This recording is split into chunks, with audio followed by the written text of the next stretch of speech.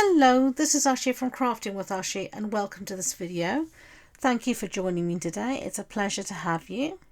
Today we're making this lovely bag that you can see here. It's a really good size bag, as you can see, and it can actually hold a greeting card and envelopes, not just one but a whole set. So you can see here I've got a greeting card and envelopes, and this one will actually be on my blog in a few days time for you to see as well, this card. And as you can see, it's a good size, so it'll hold a good amount of cards, and what a lovely gift to give somebody. So I'm just showing you the inside of the bag, and I'm going to show you how to make this today. So this one used that we've got here was Balmy Blue.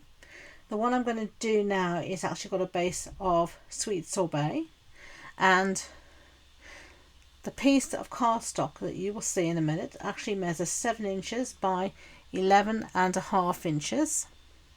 So on the long side, using the small side of the stylus, we are going to do some scoring. And we're just going to score 2 lines here, one at 4 3/4 inches and then again at 6 3/4 inches. And that's all we're going to score on that piece of cardstock. So just reinforcing my score lines there, so we can get rid of that piece of cardstock. And now I'm going to bring in 2 more pieces of cardstock, and they measure 5 1/4 inches by 3 inches, and we're going to have 2 pieces of those. So you're going to see that in a minute. There you go. There are 2 pieces of cardstock, and we're going to score on 3 sides at 1/2 inch.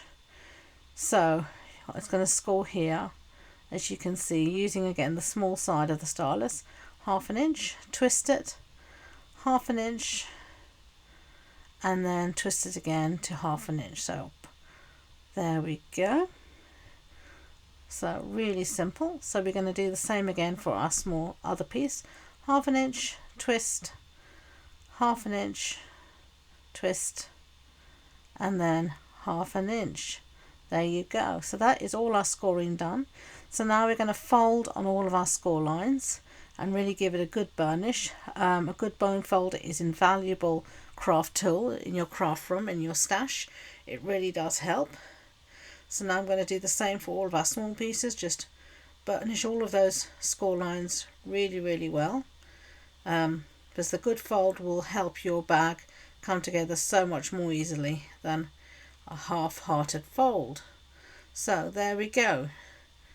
Now let's see, we're going to put on some of our designer series paper, and this is the Country Bouquet designer series paper, and this piece here measures 6 3/4 inches by 4.5 inches, and I've got 2 of these pieces. Oops, a bit of scrap has got in the way, and I'm just going to use some Tombow here on the back. And Tombow is great for things like this because it's a wet glue, so it will give us a little bit of wriggle room, I should say, to adhere our paper down and try and get it as straight and as centered as at all possible. So make sure your paper, if it has an orientation, is in the right orientation. Mine here does with these little hearts, so I've just made sure that it's correct. And you can see here I've put paper down on both sides of my bag. Now I'm going to take 2 small little strips of paper, and these measure 4.5 inches by 1 3/4 inches, and again using Tombow I am going to stick these on the sides of our bag, which was the small pieces of cardstock that we cut and scored. So there is one done, and briskly moving on to the second one here. Just give it a good amount of Tombow on the back. Yeah, make sure you get all the edges. You don't want anything jumping up when it shouldn't jump up, and stick that down. Very simple and easy. So now we're going to be ready to try and assemble our box. So now I'm going to take out a little bit of the bulk on the corners of our sides here, so the little sides will fold in properly without any extra bulk getting in the way. So you can see here at the very base you have these tiny little squares where the score lines meet, and you're going to cut across at a diagonal through the point of those squares, you just see here, and then at the top you're going to give it a little mitre cut, just a little diagonal cut just like that, and that will make the whole bag come together so much more easily without any problems. So again on the other side exactly the same, cutting the bulk out of the corners and then giving at the top a little mitre cut. There we go, that's done. So let's get rid of all of our bits and bobs so that we'll be ready to stick our bag together. So now we're going to be putting our little sides in, so we need some Tombow. Again, because this is a wet glue, this will give us a little bit of wriggle room and it will help immensely in getting things as straight as possible. Now for this step I would say take your time, slow is good, get things lined up properly, keep things straight. So you can see here I've lined the bottom tab to the bottom and then bring up the walls to meet the side tabs. So now I'm going to put a bit of glue on these side tabs and then I'm going to stick it down. As it is Tombow, it takes a few seconds for it to take. So, you know, when you bring it up bring up your tab to meet your side wall, your front wall rather, just give it a little pinch and hold it in position. Otherwise you will find it pinging undone and we don't want that at all. So now you can see again, bringing the wall up to meet the tab, keeping everything as squared off and straight as at all possible. And there we've got the first side of our bag in. So now we're going to proceed to do exactly the same with our second side. This one can be a tiny bit more tricky because we don't have as much room to work with as we did before. So really do just take your time to get things nicely lined up and squared off. So there we go. You can see me just taking time to pinch the bottom and keep everything nice and straight. There is our bag made. So now the next thing we're going to do, once we get rid of our Tombow, is we're going to make our handles. Now these are just 2 strips of cardstock and you can make them whatever width you want. I usually make them about 1 inch long. You can see here mine's about 1 inch long and you can make it as wide as you like. I mean, sorry, it's about 1 inch wide and it's about as long as you want it really. And I'm just using my bone folders, you can see here, to break down the fibres in the cardstock and start that curl. So there we go.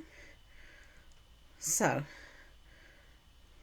you can see me here measuring with my bag, and I initially tried to do this with Tombow, to stick these down with Tombow, but you can see here my Tombow is fighting me, and because you need to give it a good pinch and hold it, and I'm a bit impatient, but it kept pinging off, as you'll see in a minute, unfortunately.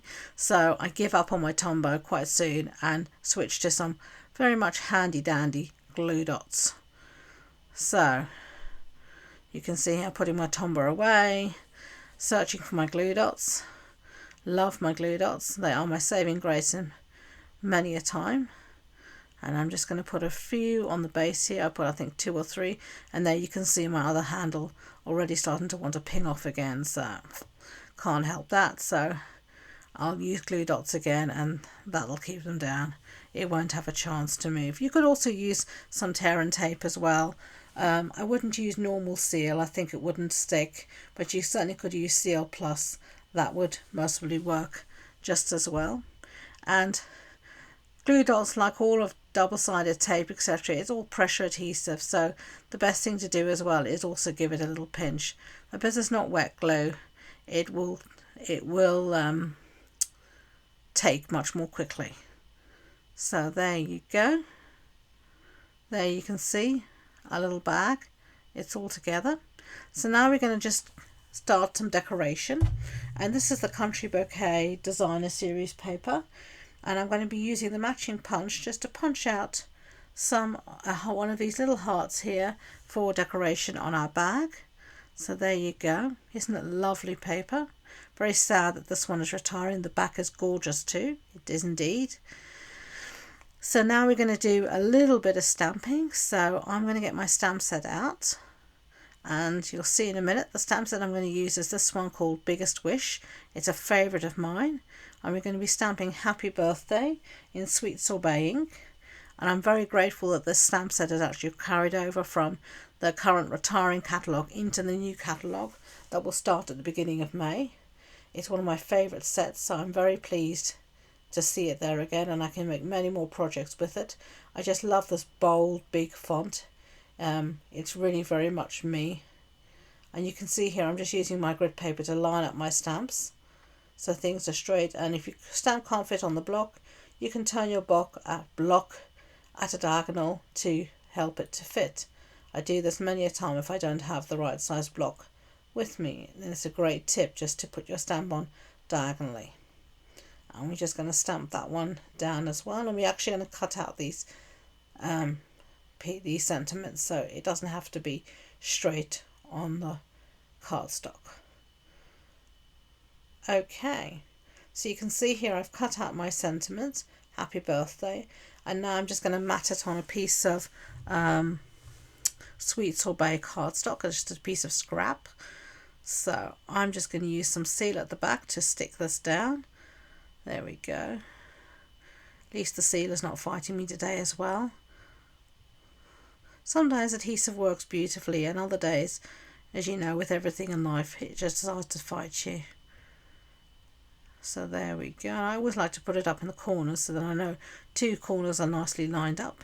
And then I'm going to use my long bladed scissors to cut out my sentiment. Sorry it's not in the shot, but there we go. I always find that a longer blade really does help you to get things more straight than a shorter blade. It really you're just cutting in one cut rather than a few, and that way you're more likely to get something straight. But it's handmade, it doesn't have to be perfect. It's not made in a machine or a factory on a conveyor belt. It was made with love. So now we're going to pop these up, and I'm going to get some dimensionals, and we're going to put a whole load of dimensionals on the back here for you to see. So as you can see, I'm using my edges. Edges of your dimensional are very useful. Quite often I use up my edges before I've used up the rest of the dimensionals. And we're just going to cover the back with dimensionals, and then we'll be ready to start sticking everything down onto our bag. And you can see here I'm just putting my birthday down just like that, just trying to get it straight. It should be in theory easy because the hearts are in a grid fashion, but saying that, that's not always the case. Take all these pesky backings off our dimensionals. That's another great thing about edges, is that you can just take the backing off in one go. You don't have tons of little backings to take off, and anything that saves me a few seconds like that, I'm all the more for. So let's put on our birthday and finish off our decoration. So here you go. Here are two finished bags. You can tell me whether you like the sweet sorbet or the balmy boubletta. Let me know in the comments below. So thank you for watching. If you enjoyed this video, I'd be grateful if you could give it a thumbs up so YouTube know. And please don't forget to subscribe to future videos. And if you want more information, just ask. Thank you. Bye.